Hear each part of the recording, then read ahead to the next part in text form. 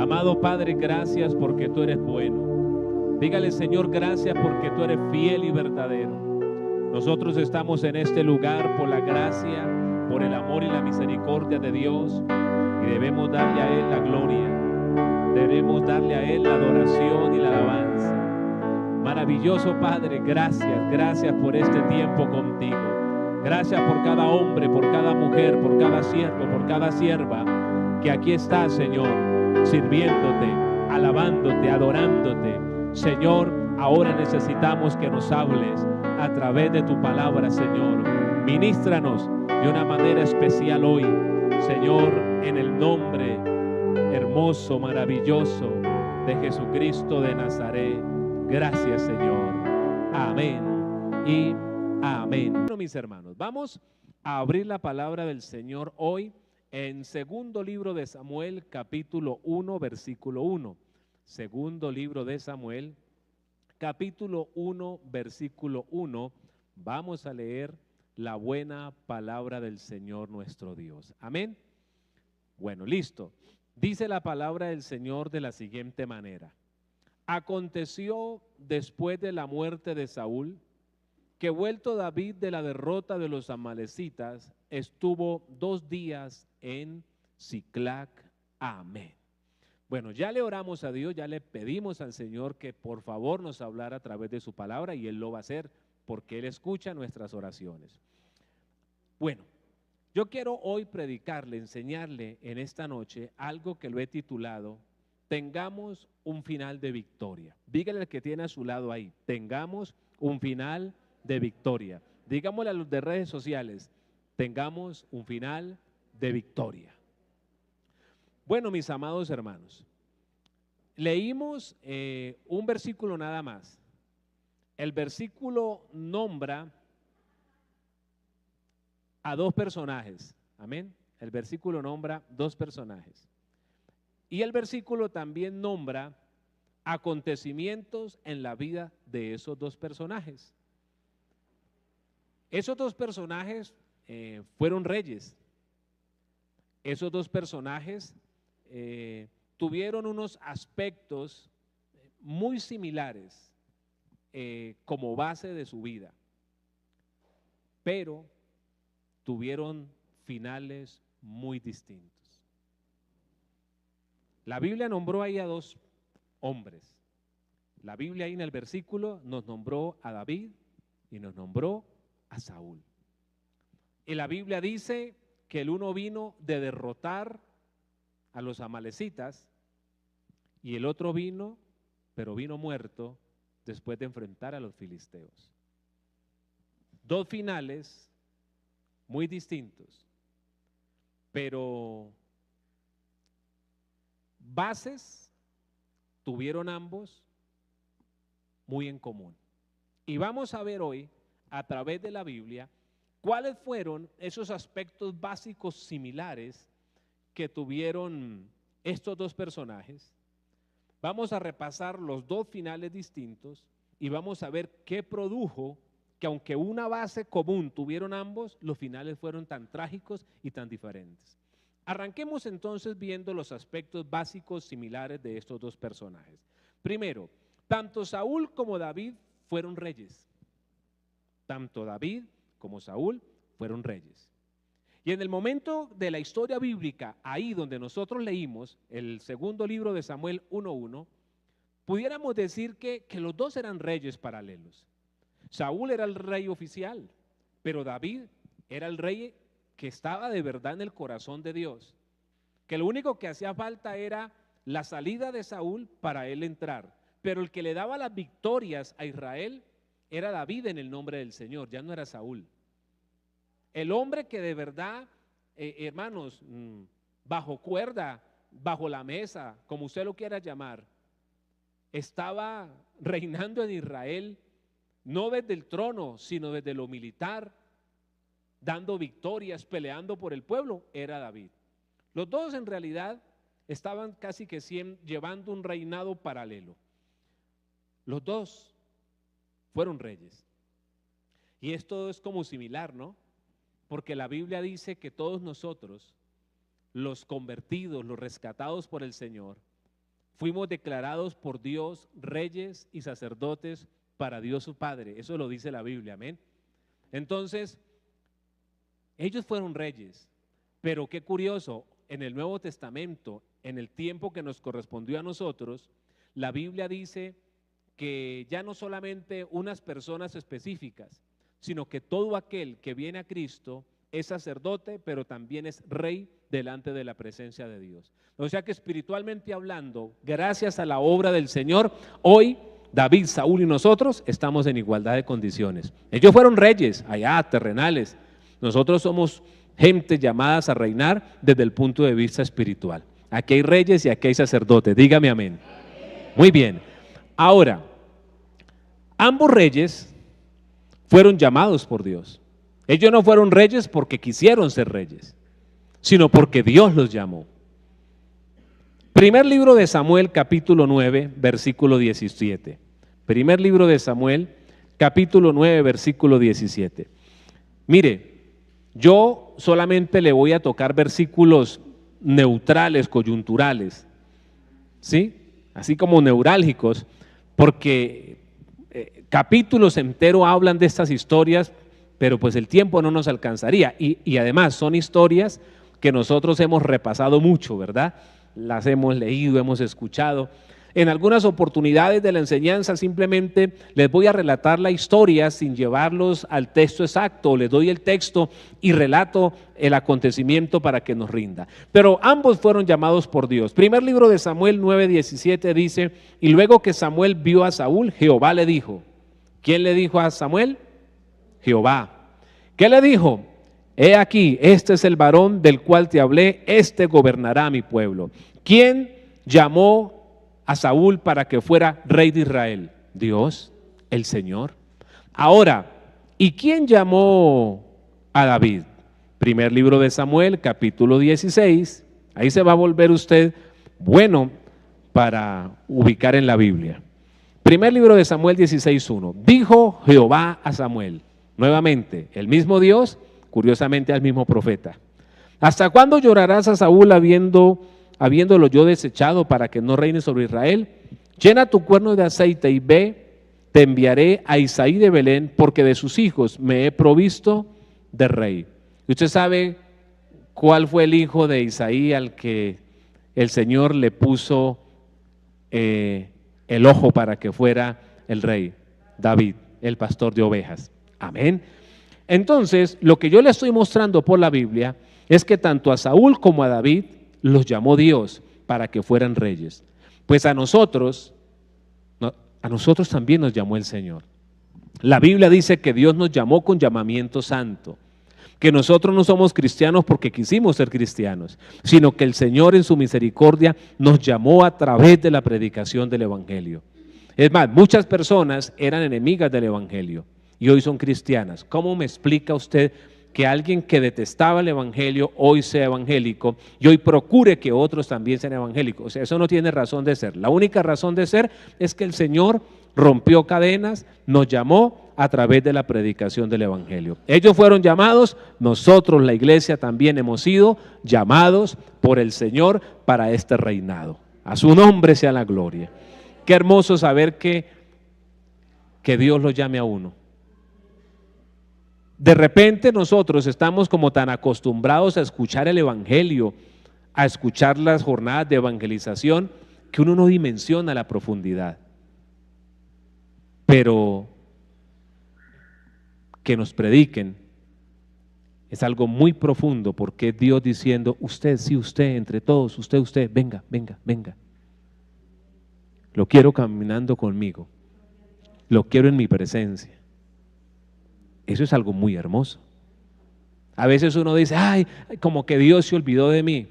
Pero tenga cuidado, respire profundo.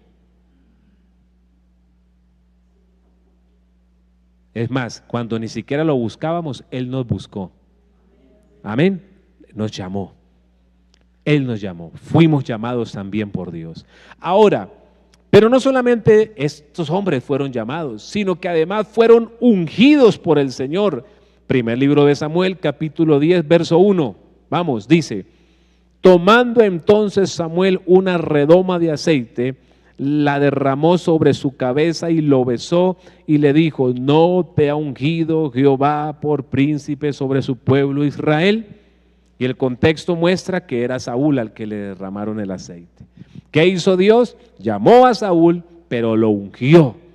Ese ungimiento es la representación del Espíritu Santo. Saúl fue ungido de parte de Dios, pero Samuel también, David también. Capítulo 16, versículo 12 y 13.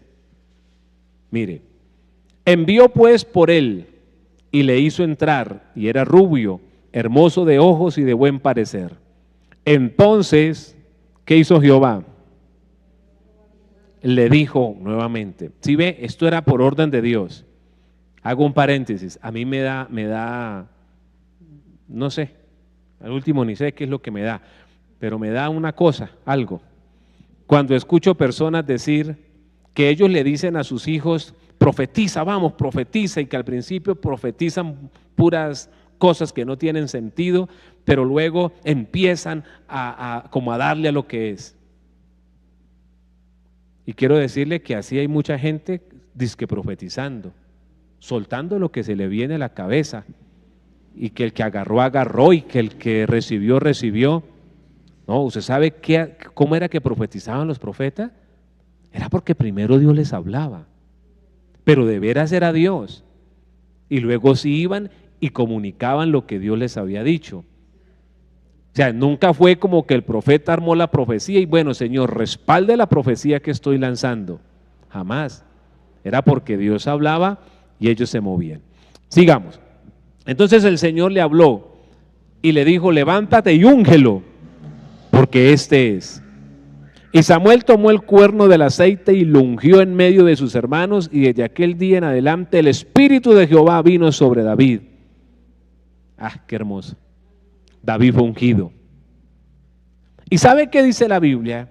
Que desde el momento de nuestra conversión, en Efesios capítulo 1, verso 11, 12, 13, dice que nosotros también, habiendo oído el evangelio de vuestra salvación, nosotros fuimos sellados con el Espíritu Santo, que es las arras de la promesa hasta la redención, hasta adquirir la redención plena, en otras palabras. Mire, mis hermanos, nosotros también fuimos ungidos por el Espíritu Santo. Recuerde, ¿quiénes son los ungidos? ¿Los predicadores? ¿Los pastores? ¿Los que soplan y tumban gente? Entonces, ¿quiénes son los ungidos? Diga: yo. A ver, señálese usted sin miedo, diga: yo. ¿Y por qué luego quién soy? No, nadie, un hijo de Dios, pero como el Espíritu Santo vive en usted y la unción es el Espíritu Santo, pues entonces yo soy el ungido y usted es el ungido. Todos los cristianos somos ungidos. Lo que pasa es que a veces hay gente que le da más libertad a la presencia de Dios que otros, pero la unción está en todos. ¿Listo? La unción está en cada creyente. Diga: la unción está en mi vida. Listo. Que no pase que el día de mañana aparezca un fulano dándoselas del ungido y usted: ay, pero es que ese es el ungido. Por favor, que aún hay evangélicos con ese tipo de expresiones. Amén. No. Toda la iglesia es el pueblo ungido por el Señor. Ahora, ambos tuvieron promesas de bendición. Por ejemplo, en el capítulo 9, verso 20, el Señor le dice a través de Samuel a Saúl: ¿para quién es todo lo hermoso, lo codiciable de Israel? Promesas tenían ellos. ¿Tenemos promesas nosotros también? Claro que sí. Tenemos promesas de vida eterna, promesas que nadie más las tiene a no ser que venga a los pies de Jesucristo. La Biblia dice: y esta es la promesa que Él nos hizo, la vida eterna. Hermano, qué promesa, ¿no? Imagínense, ¿qué promesa tiene la iglesia? ¿Qué promesa tenemos nosotros, los hijos del Señor? ¿Quiere confirmarlo? Primera de Juan 2:25. Mire, por favor.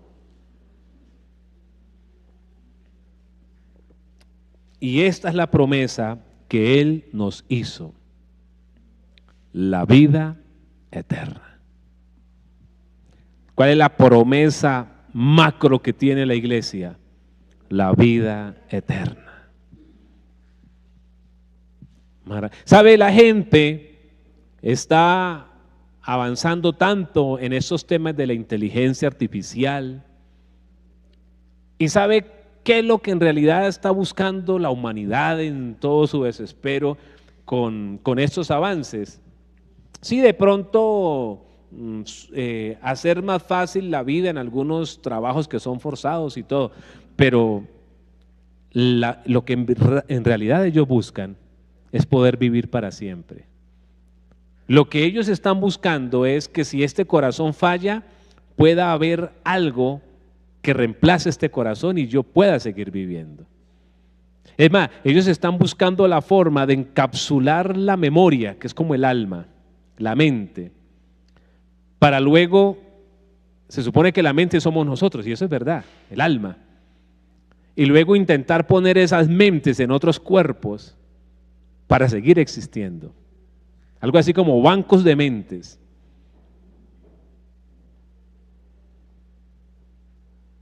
Hay gente que se ha muerto y han dicho que los dejen en unos espacios congelados, como en unas cámaras ahí, y que si en tanto tiempo hay tecnología para que los vuelvan a levantar, que los vuelvan a despertar. El hombre está buscando la inmortalidad. Siempre la ha buscado. Antiguamente la buscaban con elixir mágicos y cosas por el estilo. Y hoy el hombre sigue buscando la inmortalidad. Y no solamente la inmortalidad, sino la perfección. Tener la capacidad en todo. Es más, quieren buscar genes que al anularlos o al trabajar con ellos, eviten, por ejemplo, que yo sea malgenioso, que yo quiera robar, cosas por el estilo. El hombre está buscando perfección. O sea, el hombre quiere buscar santificación, ¿se da cuenta? El hombre quiere vivir para siempre. Pero ¿a dónde quiere vivir el hombre para siempre? En esta tierra.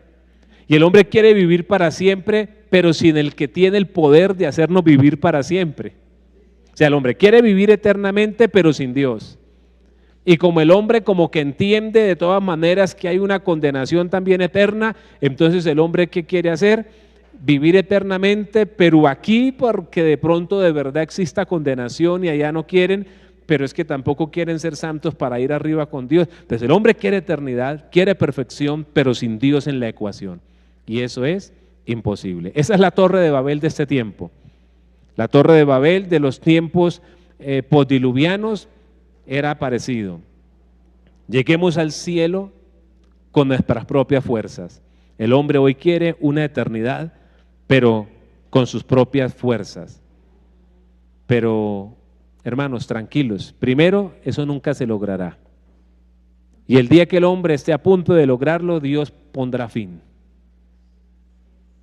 Porque hay cosas donde Dios dice, aunque lo puedan llegar a lograr, yo Dios no lo permito. O sea, hay cosas que podemos llegar a hacer, pero Dios dice, no lo permito, porque solo Él es Dios. Amén. Los hombres, los ángeles y nadie podremos llegar a ser Dios por más que evolucionemos o nos desarrollemos. Pero nosotros tenemos una promesa hermosa, maravillosa, que es la vida eterna. ¿Cuántos alaban al Señor? Amén. Si hay avances, amén. Y si no los hay, amén. Porque nosotros sabemos que vamos a vivir eternamente con nuestro Rey de Reyes y nuestro Señor de Señores. Entonces tenemos promesas de bendición, lo mismo que tuvieron estos reyes. Ahora, ambos reyes vieron el respaldo de Dios. Capítulo 10, primer libro de Samuel, capítulo 10, versículo 26, por favor. Y envió Samuel a todo el pueblo, cada uno a su casa. Saúl también fue a su casa en Gabaa, y fueron con él los hombres de guerra cuyos corazones Dios había tocado. ¿Vio el respaldo de Dios Saúl? Sí, porque hubo gente que fue con él, pero fueron porque Dios les tocó el corazón. Capítulo 11, versículo 6.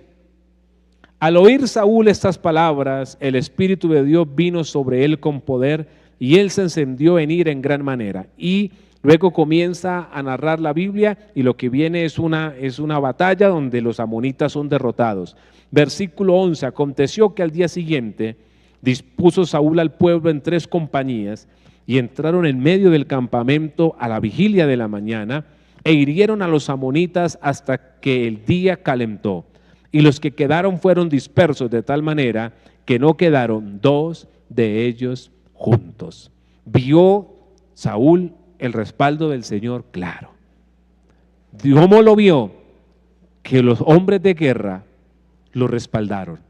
Número 2, porque fue a la batalla y el Señor le entregó la victoria. Amén. Ahora, David también vio el respaldo del Señor. Capítulo 16, versículo 18. Es curioso que cuando la unción cae sobre David, la unción se va de sobre Saúl.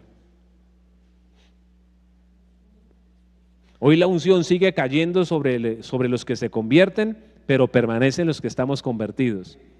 Amén. Pero recuerde que también en Apocalipsis dice, pero que ninguno tome tu corona. O sea, que ellos reciban y yo sigo recibiendo. Amén. Que no sea que unos entren y otros salgan. Alguien decía que a veces las iglesias son como buses urbanos. Por una puerta entran unos y por la otra van saliendo. Y es duro, pero es real. Se convierten unos, ay, se descarrean otros. Pero que ninguno tome nuestras coronas. Dice la Biblia, entonces uno de los criados respondió diciendo, he aquí yo he visto a un hijo de Isaí de Belén, usted ya sabe más o menos quién es, que sabe tocar y es valiente y vigoroso y hombre de guerra, prudente en sus palabras y hermoso, y Jehová está con él. Su nombre es David. Amén. Tenía el respaldo del Señor este hombre. Capítulo 17, versículo 51. Entonces corrió David y se puso sobre el filisteo, y tomando la espada de él y sacándola de su vaina, lo acabó de matar y le cortó con ella la cabeza. Usted sabe a quién le hizo eso David, a Goliat. Muy bien, los dos vieron el respaldo del Señor. Y si yo pregunto, yo creo que todos aquí hemos visto el respaldo del Señor. Todos hemos suplicado al Señor y Él nos ha dado respuesta. Estamos en igualdad de condiciones. Esos reyes tuvieron cosas que la iglesia también tiene en el día de hoy. Pero repasemos, vamos al capítulo 31 de este libro, de primer libro de Samuel, y veamos que existieron finales distintos, hermano. Ya vimos los aspectos básicos que fueron similares en ambos, pero ahora veamos los dos finales que son distintos. En el capítulo 31, del 1 al 10, la Biblia habla de la guerra contra los filisteos. Y la Biblia dice de cómo matan a los hijos de Saúl, cómo hieren a Saúl, y cómo Saúl al verse herido se suicida, se manda sobre la espada. Y cómo encuentran los enemigos el cuerpo del rey de Israel y le cortan la cabeza. Mira el verso 9, 31:9. Le cortan la cabeza, le quitan las armas y en el templo de los dioses de ellos supieron que el rey de Israel había caído. Y pusieron sus armas en el templo de Astarot, dioses paganos, y colgaron su cuerpo en el muro de Bexán. Ahí terminó el rey de Israel. Iba a terminar muerto, sí, pero no de esa forma. Se suicidó sin cabeza, sus armas en el templo de una diosa pagana y su cuerpo colgado en el muro de una ciudad como escarnio y como burla. Saúl al final lo que hizo fue poner en vergüenza el poder del Señor. Qué final tan triste, ¿verdad? Qué final tan triste.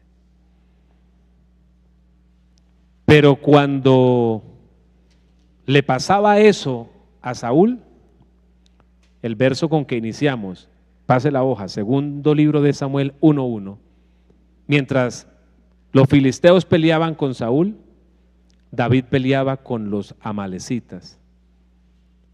Pero David no lo mataron, ni le cortaron la cabeza. David llegó victorioso. Ellos fueron los que perdieron. Dos batallas simultáneas de dos reyes que tuvieron en sus inicios aspectos básicos similares, pero ahora uno entra victorioso y el otro no puede entrar. El otro ha sido destruido por el enemigo. El otro ha puesto en escarnio y en vergüenza el nombre del Señor y al pueblo del Señor. Y usted sigue leyendo la Biblia y David se muere en su casa, en su cama. Amén. Como tenían que morir los reyes. No en manos del enemigo, sino en su cama, en su lecho. Sobra que yo le pregunte cuál quiere ser usted, ¿verdad? ¿Cómo quiere terminar usted? ¿Como Saúl o como David? Como David, ¿verdad? Que nos guarde Dios de terminar en las manos del diablo, hermano. No. Que Dios nos guarde. Pero viene una pregunta para terminar. ¿Qué produjo este final distinto? ¿Qué produjo ese final si ambos en algún momento de su vida pecaron? Los dos pecaron. Saúl pecó, pero David también pecó. ¿Qué pasó si ambos pecaron? ¿Y será que solamente esos dos reyes pecaron? ¿Será que estos reyes de hoy no pecan por ahí de vez en cuando? ¿Será que usted no pecó de pronto la semana pasada en una rabieta? Para ponerle algo así suavecito. ¿Será que usted no sintió el impulso de hablarle a alguien de Dios y al fin se entretuvo en algo y se le fue la persona que tenía al lado y usted quería evangelizarlo? ¿Usted cree que eso no fue pecado? Entonces estos reyes de hoy, aunque anhelamos hacer la voluntad de Dios, sin embargo por ahí pecamos. A ver, ¿será que pecamos o no pecamos? Sí, Señor, pecamos también. Y ya le puse el ejemplo y hay más de uno quedamos marcados. ¿Será que alguno de ustedes la semana pasada se despertó por ahí a las 3:30 de la mañana y como que algo le dijo, ore, y usted dijo, estoy tan cansado, y se arropó y siguió durmiendo? De pronto le pasó eso, ¿verdad? Ahí dejamos de hacer algo que debíamos hacer en el momento, pecamos. Y de pronto dijo, sí, mañana me despierta, mañana me paro juicioso. Dijo, no, es que no era mañana, era hoy. Le quería contar algo bien bonito. Alabado sea Cristo, le quería entregar un don impresionante. Usted nunca sabe, a mí una vez me pasó eso. Me acosté y el Señor me dijo, no se acueste, voy a orar desde aquí. Que no, hermano, de rodillas, no, déjeme orar. Quedó, bueno, me tocó pararme. Cuando iba de rodillas me dijo, mire, vaya a este pueblo, hable con la asociación de pastores, voy a hacer esto y esto con ese pueblo. A los 15 minutos me soltó. Yo al otro día, contento, porque fui como un instrumento de Dios a ese pueblo. Bueno, maravilloso es el nombre del Señor. Entonces pecamos, ¿verdad? Pecamos. El problema es que David, usted ya lo sabe, tuvo un arrepentimiento sincero. Vamos a verlo, segundo libro de Samuel 12:13.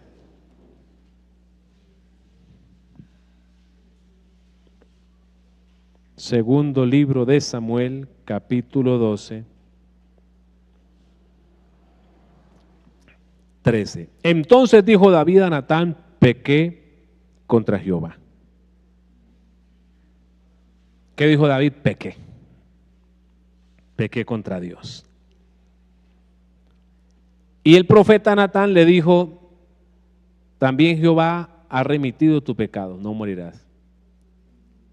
O sea, se arregló esto, tranquilo, Dios lo perdonó. Aunque le van a dar madera, dijo que me la den. Y madera llevó porque el pecado trae consecuencias. Pero él se arrepintió. Y se arrepintió sinceramente.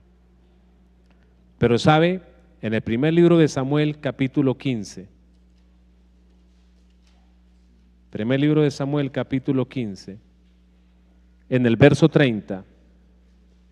Y todo ese anterior a este versículo habla de lo mismo, pero solo le voy a leer el 30 porque el tiempo se nos fue. Y él dijo, hablando de Saúl: yo he pecado, pero te ruego que me honres delante de los ancianos de mi pueblo y delante de Israel. ¿Sabe qué quería Saúl? Apariencia. Saúl dijo: hónreme delante del pueblo. Sí, yo pequé, pero hónreme, disimulemos. Y el Señor le dijo: hasta aquí fue su reino. Mientras que David no dijo hónreme, no dijo nada. David dijo: yo pequé. Y aunque se le había dicho que iba a haber vara por haber pecado, eso significa que en Saúl en realidad no hubo un arrepentimiento sincero. Hubo un aparente arrepentimiento, que eso es igual a un remordimiento. Y él quería aparentar que estaba bien, aunque la verdad no era esa. Que Dios nos guarde de quebrantar su palabra y que Dios nos ayude a ser humildes y que cuando nos toque decir perdón, Señor, se lo digamos de corazón. Amén. Cuando nos toque decir perdóname, Señor, se lo digamos de corazón. Porque eso es humildad. Y eso es aceptar la gracia de Dios. Y cuando eso sucede, usted va a terminar bien. Amén. Usted va a morir, pero va a morir en las manos del Señor, no en las manos del enemigo. Coloquémonos de pie y oremos. Sabe, hermano, mucha gente viene ahorita a mi corazón a través de esta palabra, porque mientras la digería, Dios me ministraba algo, pero ahora que la predico me ministra otras cosas a mi propio corazón. Mucha gente termina como termina porque se han preocupado más por su apariencia espiritual que por ser genuinos delante de Dios. ¿Sabe por qué hoy hay muchos que están descarriados? Porque tenían basurita debajo del tapete y todos los creíamos íntegros. Y esa basurita debajo del tapete cumplió su objetivo. Que Dios nos ayude a ser humildes, a ser sinceros. Amén. Lo mejor es mantenernos, pero si hay un momento donde hay que decir perdón, Dios, se lo vamos a decir sinceramente, con el deseo de no volver a seguir en las mismas. Y si además de eso en algún momento hay que decirle a un hermano: hermano, perdóneme, hermano José Manuel, yo qué hice con usted, perdóneme, también lo vamos a hacer, porque así terminaremos bien. Amén. David terminó bien y ese fue el secreto. David terminó mal y ahí está el secreto, porque terminó mal. Padre, en el nombre de Jesús de Nazaret, Señor Dios del cielo, aquí estamos delante de tu presencia. Señor, venimos para humillarnos, venimos para suplicar tu favor y tu misericordia. Dios mío, en el nombre de Jesús de Nazaret, eterno Dios del cielo, hoy Señor, te pedimos que tú nos perdones, Señor. Te pedimos, Señor, que nos laves con tu sangre preciosa, que nos limpies, que nos purifiques, que nos santifiques, que nos ayudes, Padre Celestial, a poder vivir honestamente delante de tu presencia. Señor, a poder vivir en humildad. Que cuando haya que decirte, Dios, perdóname, lo hagamos y lo hagamos de corazón, Señor. Padre, perdónanos, lávanos con tu sangre. Purifícanos, santifícanos, límpianos. Señor, guárdanos de dar una apariencia de lo que no somos, Dios mío. Padre, la higuera fue maldita, no por tener falta de fruto, sino por aparentar que era una higuera con fruto y no tener en ellos nada. Padre, aquí estamos delante de tu presencia. Necesitamos terminar bien esta carrera y solamente con humildad de corazón, con sencillez, con una rendición en tu presencia, aprendiendo a confiar y a descansar en tu gracia, podremos ver esa victoria. Amado Señor, ayuda a la iglesia que está hoy aquí presente, ayuda a la iglesia que está conectada en las redes, ayuda a la iglesia que está en su casa. Señor, ayúdanos por favor, ayuda a los pastores, a los ministros, ayúdanos, porque es tiempo, Señor, de vivir y de vivir bien, en el nombre poderoso de Jesús. Yo quiero terminar bien, Señor, yo quiero que mi casa termine bien, yo quiero que los líderes de esta iglesia, que los pastores de esta iglesia terminen bien, Señor, que mis hermanos terminen bien. Señor, ayúdanos para levantarnos, para vivir honestamente delante de tu presencia, para no mirar atrás, Señor, para no ser obstinados de corazón como lo fue el rey Saúl, Señor, sino para estar atentos a tu palabra. Señor y Dios, muchas gracias. Muchas gracias porque hoy nos escuchas y hoy, Señor, nos das respuesta, Padre mío, en el nombre poderoso de Jesucristo nuestro Señor. Gracias, Padre bueno, en el nombre de Jesús. Amén, Señor. Y amén. Es tiempo de